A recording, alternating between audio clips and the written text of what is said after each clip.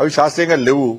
అంటే భారతీయ జనతా పార్టీ దాన్ని దృష్టిలో పెట్టుకుని ఇలా రాష్ట్ర ముఖ్యమంత్రి గారు కూడా ఇష్టానుసారంగా పనిచేయడం ప్రమాదం ఉంది.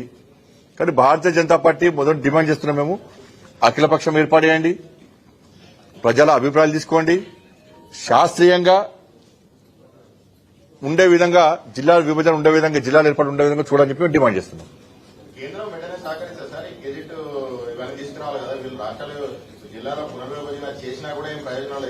అందుకే అంటున్నాం కదా, శాస్త్రీయంగా చేయాలనుకుంటున్నాం కదా, నిబంధనల ప్రకారం చేయాలంటున్నాం. అదే చేసిస్తాం అది కంపల్సరీ.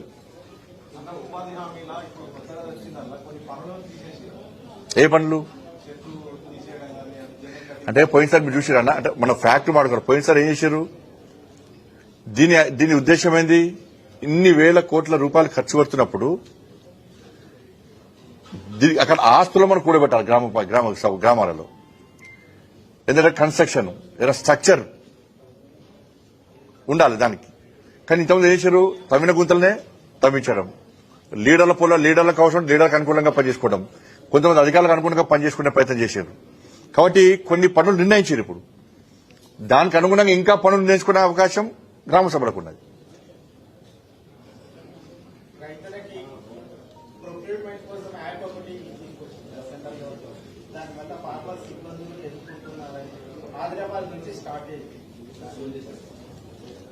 రాష్ట్ర ప్రభుత్వం తీసుకొచ్చింది అది. సెంట్రల్ ప్రభుత్వం యాప్ తీసుకురాలి. అంటే ఒకటి కొనుగోళ్ల విషయంలో కూడా సరే, దాని మీద రైతులకు ఫస్ట్ ముందు అవగాహన కల్పించాల్సిన అవసరం ఉంది. దాని కూడా మన చర్చ కూడా జరిగింది దాని మీద. కాబట్టి పూర్తి అవగాహన కల్పించాకనే అని ముందుకెళ్ళాలని ప్లాన్ చేసినాం దానికి. దాంతోపాటు ఇంతకుముందు ప్రొక్యూర్మెంట్ విషయంలో కూడా రాష్ట్రాల మధ్యలో కేంద్ర మధ్యలో కొంచెం సమన్వయం ఇబ్బంది ఉండే.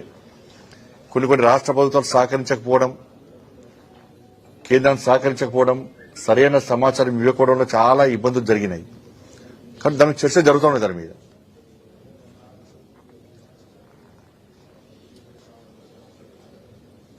ఇంకా ధన్యవాదాలు. మీ అందరూ సంక్రాంతి శుభాకాంక్షలు అందరు.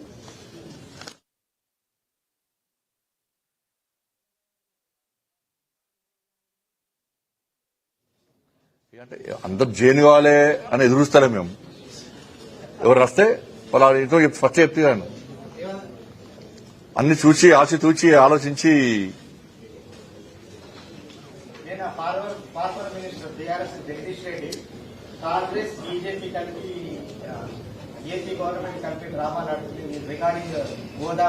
అర్థం కాలే. Jagadish Reddy Congress government, BJP, AP government ఇంకా యాప్ లేదన్నా. ఆమ్ ఆద్మీ టీఎంసీ కలిపితే అయిపోతున్నాయి. ఆయన్ని కలిపితే అన్ని కలిపి చేస్తున్నట్టు అయిపోతుండే. బీఆర్ఎస్ పార్టీని వాళ్ళు నమ్ముతారా అన్న చెప్పాడు.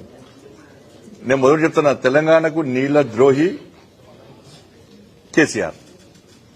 మొన్ననే కరీంనగర్లోనే అన్ని ఆధారాలతో సహా నేను ప్రూవ్ చేసిన. గోదావరి జలాల గురించి గాని, కృష్ణా జలాల గురించి గాని మాట్లాడే అర్హత బీఆర్ఎస్ పార్టీకి లేదు. దక్షిణ తెలంగాణ పూర్తిగా ఎడారిగా మారిందంటే దానికి కారణం కేసీఆర్ యొక్క తీసుకున్న నిర్ణయాలు, పక్క రాష్ట్రానికి అమ్ముడుపోయిన విధానం. ఆధారాలతో సహా బయటపెట్టినాక ఇంకా అబద్దాన్ని చెప్పి అబద్దాన్ని 100% నిజమైతే వాళ్ళు అనుకుంటున్నారు. ఏదో ప్రజలు నమ్ముతారు అనుకుంటున్నారు. బీఆర్ఎస్ పార్టీ ఉంటుందా పుడతా గ్యారెంటీ పరిస్థితి. ఫస్ట్ దాన్ని చూసుకుంటే బెస్ట్.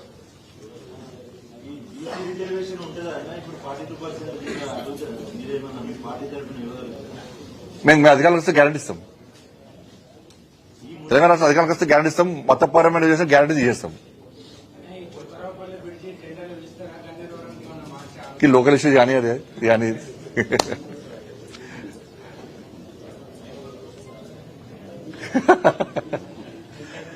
థ్యాంక్ యూ అన్న.